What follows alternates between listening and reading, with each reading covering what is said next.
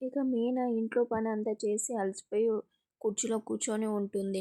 ఇక బాలు ఉండి, "మీనా ఏంటి ఇలా ఉన్నావు? ఏమైంది?" అని అడుగుతూ ఉంటాడు. "ఏం లేదండి, కొంచెం నీరసంగా ఉంది" అని అంటూ ఉంటాడు.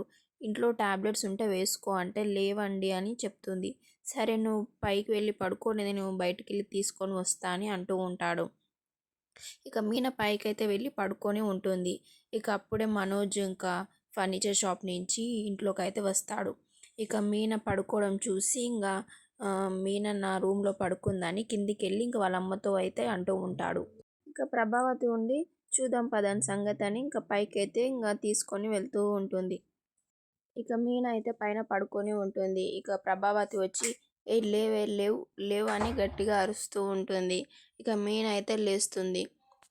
ఇక ప్రభావతి ఉండి ఇలా అంటూ ఉంటుంది, "పెండ్లాం మొగుడు కలిసి ముందే దూరిపోవాలని అనుకున్నారా? కిందికి నడు" అని ఇంకా మీననైతే చేయి పట్టుకొని లాగుకుంటూ కిందికైతే గుంజుకొస్తూ ఉంటుంది. ఇక మీనా ఉండి, "అత్తయ్య వదిలేయండి అత్తయ్య, వదలండి అత్తయ్య" అని అంటూ ఉంటుంది. ఇంక తీరా కిందికి తీసుకెళ్ళాక ఇంకా బాలు అయితే వస్తాడు బయట నుంచి. ఇక బాలు చూసి షాక్ అవుతూ ఉంటాడు. ఇక బాలుని కూడా ప్రభావతి చూసి వీడొచ్చాడని ఇంకా మీననైతే చేతైతే వదిలేస్తుంది. "ఇంకెందుకు లేటు, వీధి వరకు గెంటేస్తావా? గెంటెయ్" అని ఇంకా ప్రభావతినైతే తిడుతూ ఉంటాడు బాలు.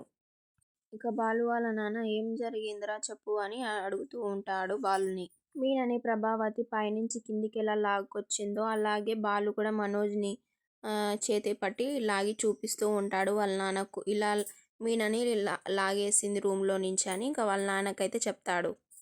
ఇంకా వాళ్ళ నాన్న అయితే షాక్ అవుతూ ఉంటాడు. ఏంది ఇది ఇలా చేసిందా అని.